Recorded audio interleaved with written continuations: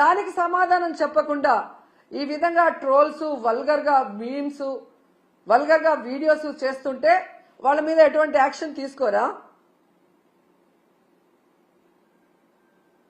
ఖచ్చితంగా నా మీద కానీ మహిళల మీద కానీ ఇలాంటి పనికి మాలిన వీడియోస్, పనికి మాలిన ట్రోల్స్ చేస్తే మాత్రం సహించేది లేదు. వడ్డీతో సహా వాళ్ళందరికీ కూడా ఇచ్చి పడేస్తానని తెలియజేసుకుంటున్నా.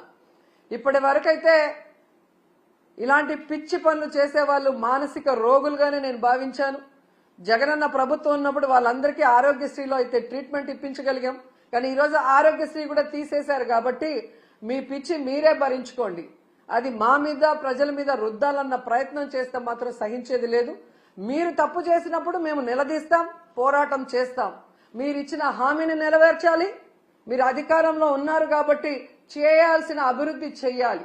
అంతేగాని బెదిరిస్తే, కేసులు పెడితే, ట్రోల్ చేస్తే భయపడి ఆగిపోతారనుకుంటే మాత్రం అది మీ భ్రమే అని కూడా ఈసారి తెలియజేసుకొని, సో ఫీజ్ రియంబర్స్మెంట్, అలాగే స్కాలర్షిప్స్, విద్యా దీవెన, వసతి దీవెన బకాయిలు చాలా ఇంపార్టెంట్. ఇది రాజకీయం కాదు, విద్యార్థుల భవిష్యత్తు.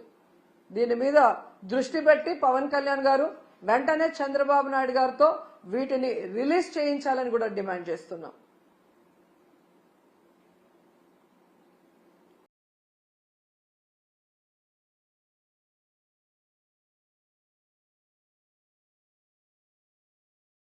ఆర్థికంగా ఎదిగే విధంగా, సమాజంలో గౌరవంగా ఉండే విధంగా అన్ని రకాలుగా ఎలా అండగా నిలబడ్డారో మనం గమనించాం.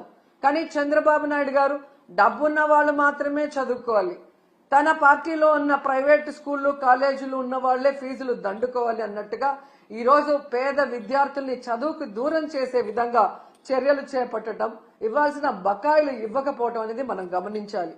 అండ్ ఈరోజు ఫీజు రియంబర్స్మెంట్, అలాగే స్కాలర్షిప్లు బకాయిలు తొందరగా చెల్లించండి అయ్యా అని అడిగితే దానికి కొంతమంది మంత్రులు మీరు బకాయిలు పెట్టలేదా, మీ ప్రభుత్వంలో బకాయిలు లేవా అని విచిత్రంగా మాట్లాడుతున్నారు.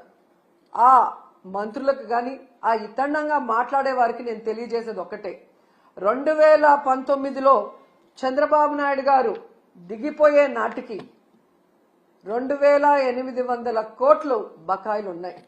ఆ రోజు ఆ బకాయిల్ని జగన్మోహన్ రెడ్డి గారి ప్రభుత్వం సంపూర్ణంగా చెల్లించటమే కాకుండా తాను అధికారంలో వచ్చిన తర్వాత ఉన్న వాటిని కూడా ఎలా చెల్లించుకుంటూ వస్తున్నారో మనం చూసాం.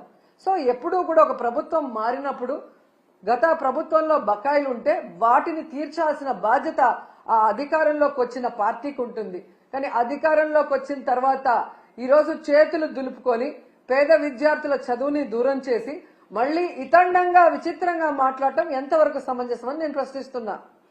అండ్ ఈరోజు మీరు చూస్తే ఇది చంద్రబాబు నాయుడుకి ఇది కొత్త ఏం కాదు, మీరు గతంలో కూడా చూశారు. ఎందుకంటే పేదవాళ్ళంటే చంద్రబాబు నాయుడుకి చిరాకు. పేదవాళ్ళు మనుషులు కారనా, వాళ్ళకి చదువు అవసరం లేదనుకుంటారో ఏంటో నాకు తెలియదు. కానీ వైఎస్ఆర్ గారు తీసుకొచ్చిన ఈ ఫీజు రియంబర్స్మెంట్ ని, ఏ విధంగా ఇంజనీరింగ్ స్టూడెంట్స్ ని ఫీజు రియంబర్స్మెంట్ లో 35,000 రూపాయలకే కోత పెట్టి ఎంతమందిని ఇబ్బంది పెట్టారో మనం అందరం కూడా గమనించాం. కానీ జగన్మోహన్ రెడ్డి గారు ఎంత ఖర్చు అయినా విద్యార్థికి మొత్తం ప్రభుత్వమే చెల్లించే విధంగా ప్రతి పేద మధ్యతరగతి పిల్లవాడికి చక్కటి చదువుని అందించటం ఈరోజు ప్రజలందరూ కూడా గమనించాల్సిన విషయం అని కూడా ఈ సందర్భంగా తెలియజేసుకుంటున్నా. అండ్ ఈరోజు మీరు చూస్తే ఈ చంద్రబాబు నాయుడు గారు 3,900 కోట్ల ఈ స్కాలర్షిప్లు కానీ ఫీజు రియంబర్స్మెంట్ బకాయిలు మాత్రమే ఆపలేదండి. ఆయన ముఖ్యమంత్రి అయిన ఈ 7 నెలల కాలంలో ఫీజు రియంబర్స్మెంట్ ని ఆపేశాడు, అమ్మఒడిని ఆపేశాడు, చేయూతను ఆపేశాడు, మెడికల్ కాలేజీల్ని కట్టడం ఆపేశాడు, నాడు నేడు స్కూల్స్ రెన్యువేషన్ ఆపేశాడు. అలాగే మీరు చూస్తే 0 వడ్డీ పథకాన్ని ఆపేశాడు. ముఖ్యంగా పేదవాళ్లకి చాలా అవసరమైన ఆరోగ్యశ్రీని ఆపేశాడు. ఇక వాలంటీర్ వ్యవస్థని ఆపేయటం మనం అందరం కూడా చూస్తూనే ఉన్నాం. ప్రభుత్వ ఉద్యోగాలకి ఐఆర్ లేదు, పిఆర్సీ లేదు, కనీసం డిఏ కూడా ఇవ్వకపోవటం ఈ రాష్ట్ర ప్రజలందరూ, మేధావులందరూ కూడా గమనించాలని కూడా కోరుకుంటున్నాను. ఎందుకంటే ఒకవైపు